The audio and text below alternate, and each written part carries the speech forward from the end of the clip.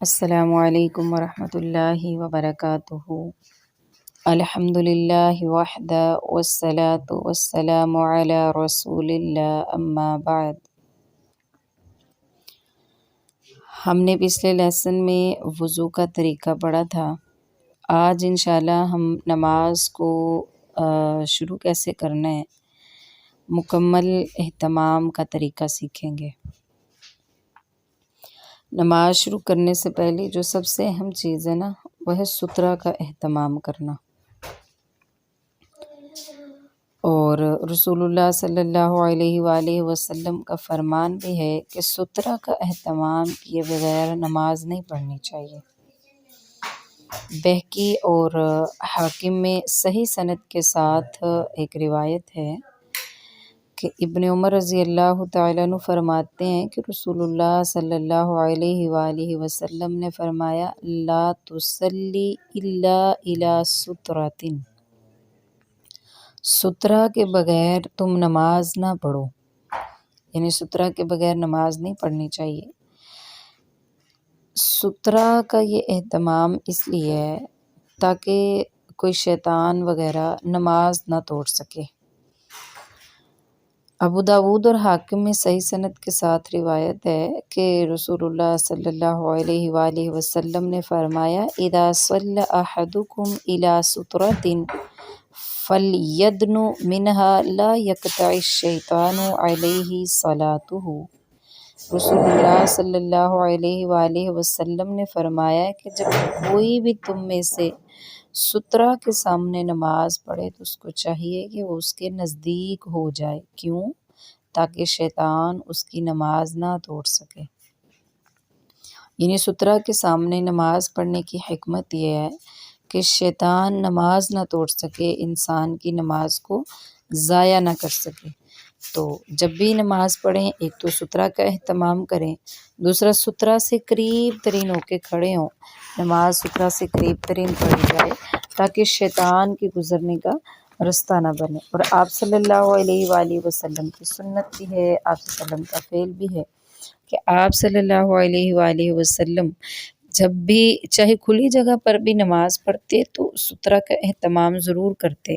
اور چاہے کسی مسجد وغیرہ میں نماز پڑھتے تب بھی سترہ کا اہتمام ضرور کیا کرتے تھے۔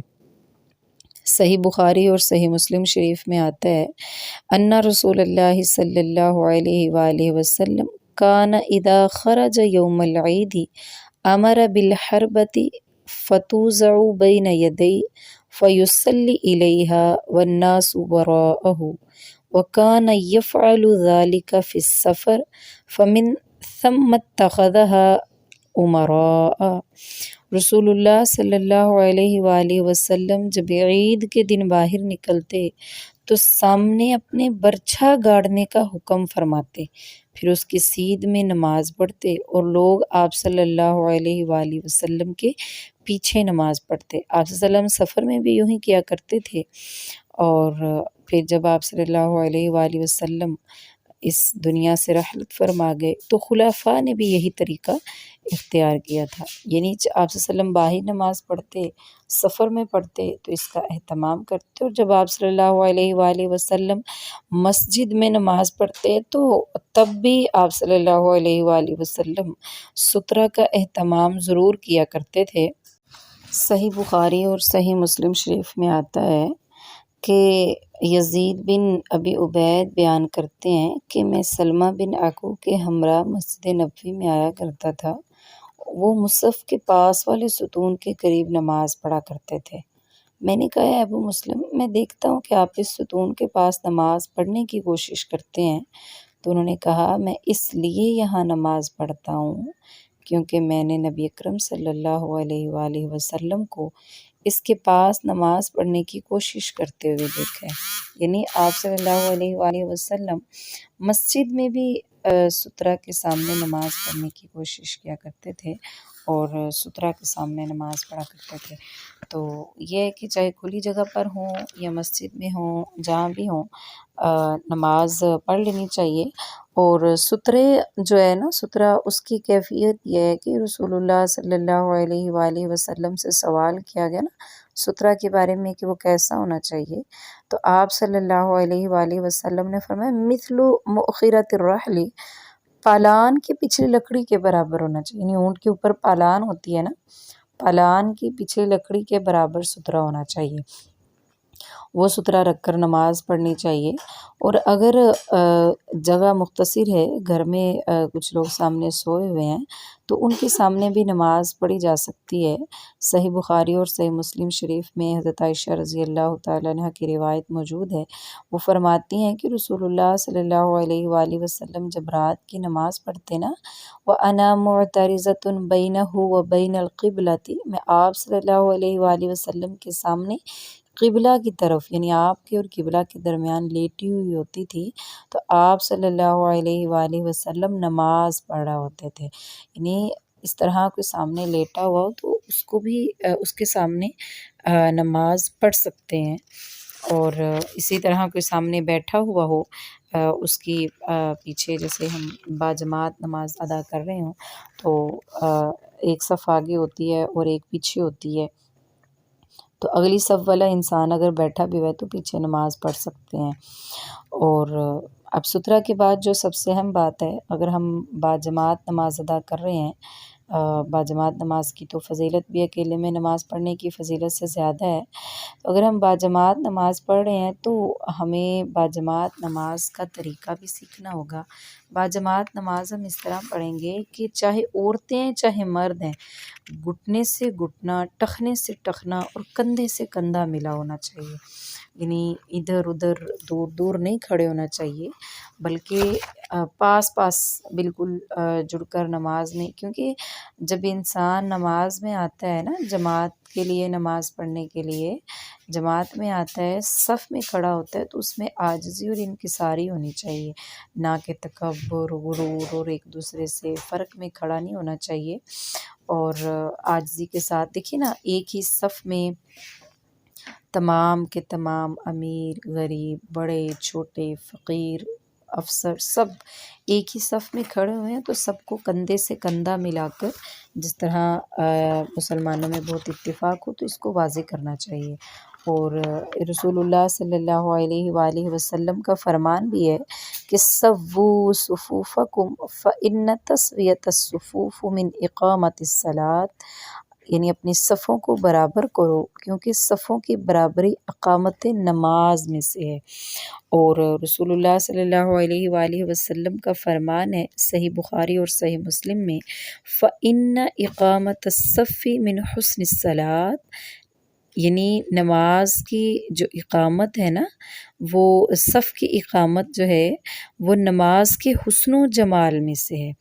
آپ صلی اللہ علیہ وآلہ وسلم نماز میں صف کو، یعنی باجماعت نماز پڑھتے ہوئے صفوں کو درست کرنے کی تاکید فرمایا کرتے تھے، اور جب کوئی نماز پڑھ رہا ہو تو اس کے سامنے سے بھی بالکل نہیں گزرنا چاہیے۔ صحیح مسلم اور صحیح بخاری شریف میں ابو صالح سمان فرماتے ہیں کہ میں حضرت ابو سعید کے ساتھ تھا، اور وہ جمعہ کے دن کسی چیز کی طرف منہ کر کے، یعنی اسے سترہ بنا کر نماز پڑھ رہے تھے، اتنے میں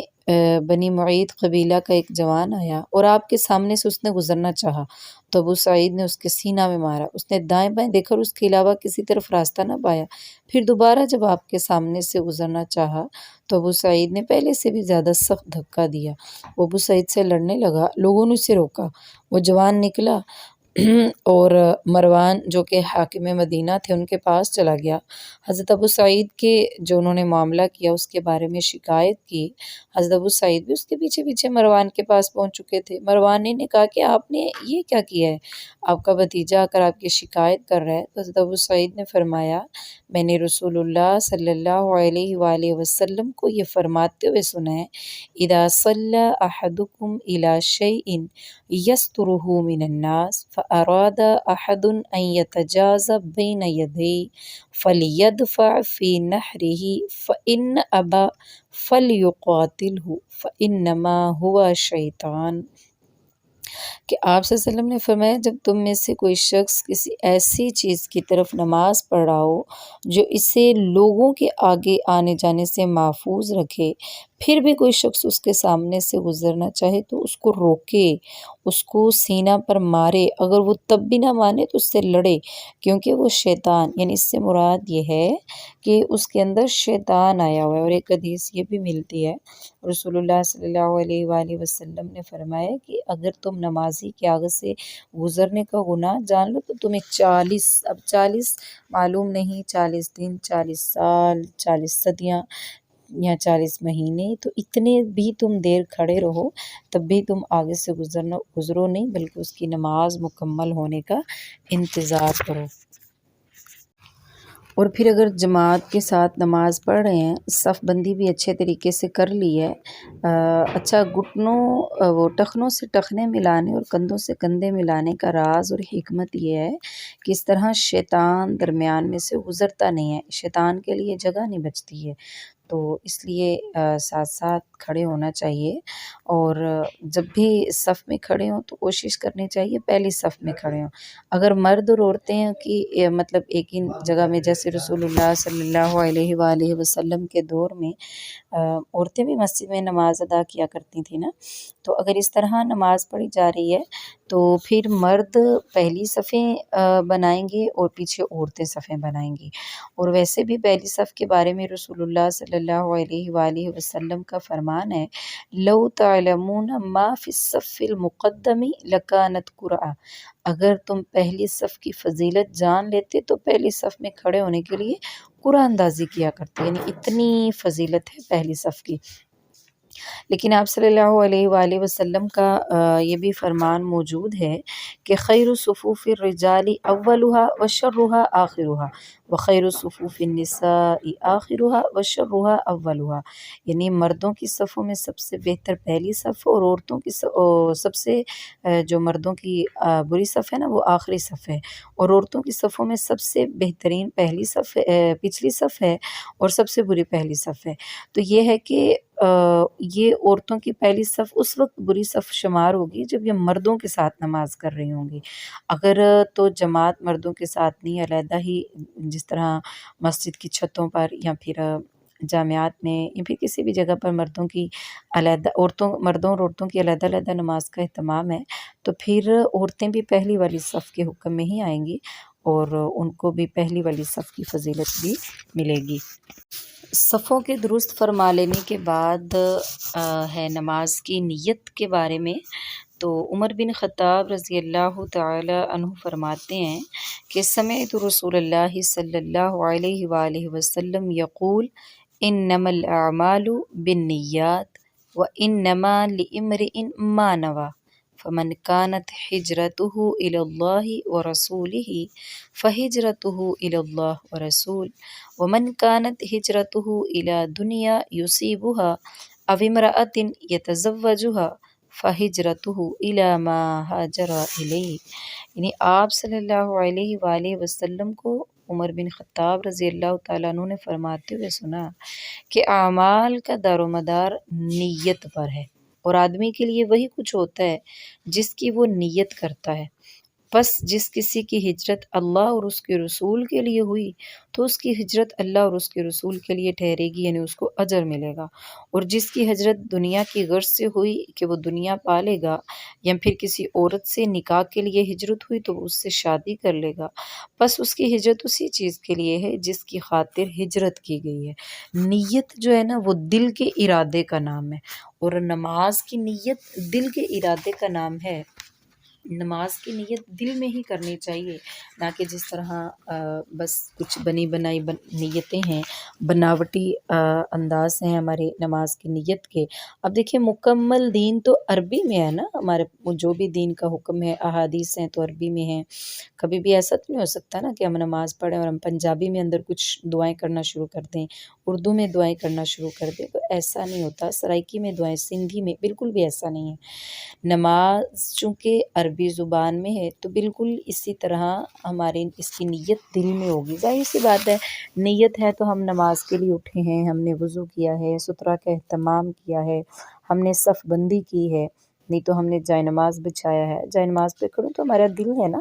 دل میں نیت ہے، دل کے ارادے کا نام نیت ہے۔ تو نیت جو ہے وہ دل کے ارادے کا نام ہے، اور نیت کی زبان سے ادائیگی بدعت ہے، اور سنت سے بھی بالکل نہیں ہے کہ یہ آپ صلی اللہ علیہ وسلم نے بھی بالکل ایسا کبھی نہیں کیا ہے، بالکل یہ ایک بدعت ہے۔ اور رسول اللہ صلی اللہ علیہ وآلہ وسلم کا فرمان ہے کل بدعت ضلالہ وکل ضلالۃ فی النار، دین میں ہر نیا کام بدعت ہے، اور ہر بدعت گمراہی کی طرف لے کر جاتی ہے، اور ہر گمراہی آگ میں لے جانے والی ہے۔ اس لیے یہ بنی بناوٹی جو نیتیں ہوتی ہیں ہمیں ان سے گریز کرنا چاہیے، اور رسول اللہ صلی اللہ علیہ وآلہ وسلم کے بتائے ہوئے طریقے کے مطابق ہمیں نماز پڑھنی چاہیے۔ اب جب ہم نیت کے ساتھ جائے نماز پہ کھڑے ہو جائیں یا صف میں کھڑے ہو جائیں تو نماز شروع کرنے کے لیے تکبیر تحریمہ کہنا واجب ہے، ہمیں تکبیر تحریمہ کہنا چاہیے۔ رسول اللہ صلی اللہ علیہ وآلہ وسلم کا فرمان ہے، صحیح بخاری شریف میں بھی یہ حدیث ملے گی، مسلم شریف میں بھی، ترمذی اور نسائی اور ابن ماجہ شریف میں بھی۔ ابی ہریرہ رضی اللہ تعالیٰ عنہ اس حدیث کے راوی ہیں، وہ فرماتے ہیں کہ ان رسول اللہ صلی اللہ علیہ وآلہ وسلم قال اذا قمت الى الصلاة فکبر، جب نماز کے لیے کھڑے ہو جاؤ تو اللہ اکبر کہا کرو، یعنی کبر، اللہ اکبر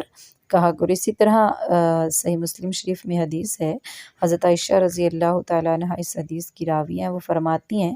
کان رسول اللہ صلی اللہ علیہ وآلہ وسلم یستفتح الصلاة بالتکبیر، آپ صلی اللہ علیہ وآلہ وسلم اللہ اکبر کے ساتھ اپنی نماز کا افتتاح کیا کرتے تھے، یعنی اپنی نماز کو شروع کیا کرتے تھے۔ ابو داود اور ترمذی شریف میں رسول اللہ صلی اللہ علیہ وآلہ وسلم کی ایک حدیث موجود ہے کہ مفتاح الصلاۃ الطہور و تحریمها التکبیر و تحلیلها التسلیم، یعنی نماز کی جو کنجی، جو چابی ہے نا، وہ طہارت اور پاکیزگی ہے، اور اللہ اکبر نماز کی تحریم ہے، اور السلام علیکم نماز کی تحلیل ہے، یعنی اللہ اکبر کہنے سے نماز شروع ہو جاتی ہے، اور السلام علیکم ورحمۃ اللہ کہنے سے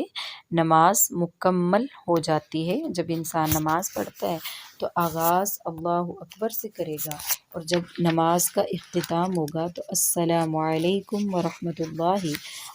سے کرے گا۔ اور جب بھی تکبیر کہے، یعنی اللہ اکبر کہے،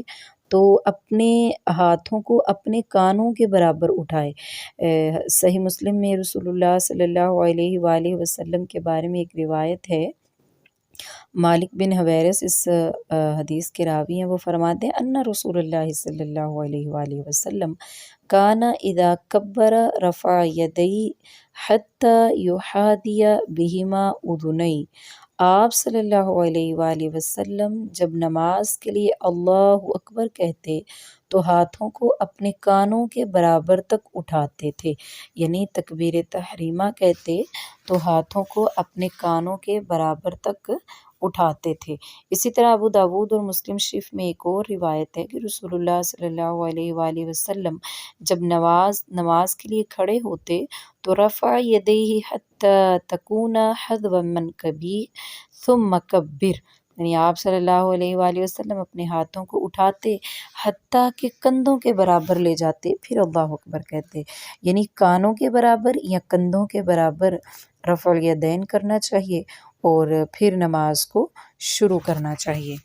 یعنی دونوں ہی طریقے رسول اللہ صلی اللہ علیہ وآلہ وسلم سے مسنون ہیں، تو دونوں طریقوں میں سے جو بھی طریقہ جب اپنانا چاہیں اپنا سکتے ہیں۔ اور پھر جب تکبیر تحریمہ کہہ لیں تو ہاتھ اس طرح سے باندھیں کہ رسول اللہ صلی اللہ علیہ وآلہ وسلم کے بارے میں حضرت سہل بن سعد رضی اللہ تعالیٰ عنہ فرماتے ہیں کان الناس یؤمرون ان یضع الرجل الید الیمنی علی ذراعہ الیسری فی الصلاۃ، یعنی رسول اللہ صلی اللہ علیہ وآلہ وسلم لوگوں کو حکم دیتے تھے کہ وہ نماز میں اپنے دائیں ہاتھ کو بائیں کی کلائی پر رکھیں، اور اپنے ہاتھوں کو اپنے سینے پر رکھیں، یعنی دائیں کو بائیں کے اوپر کلائی، دائیں کلائی کو بائیں کلائی کے اوپر، جو جہاں سے بازو اور ہاتھ کا جوڑ ملتا ہے، یہاں سے دائیں کا یہ جوڑ بائیں ہاتھ کے جوڑ کے اوپر جب ہم رکھیں گے تو یہ مسنون طریقہ ہوگا نماز کا. ہتھیلی کو ہتھیلی پر نہیں، کلائی کو کلائی پر، یعنی جو جوڑ ہے جوڑ کو جوڑ پر رکھیں گے تو مسنون طریقے کے مطابق ہمارا ہاتھ باندھنا ہوگا. اور پھر ہم نے ان ہاتھوں کو جو باندھے ہوئے ہوں گے ان کو اپنے سینے پر رکھنا ہوگا. سینے پر رکھنا مسنون ہے مردوں کے لیے بھی اور عورتوں کے لیے بھی.